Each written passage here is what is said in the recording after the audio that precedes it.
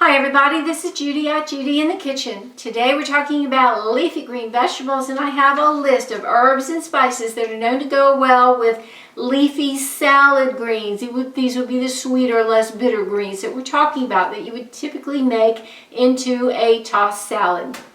Alright, with our salad greens we know that anise seeds go well with them, as do basil, capers, cayenne, chervil, chili pepper flakes, cilantro, dill, garlic and ginger, lovage, marjoram, mint, mustard, parsley, pepper, salt, tarragon, and thyme.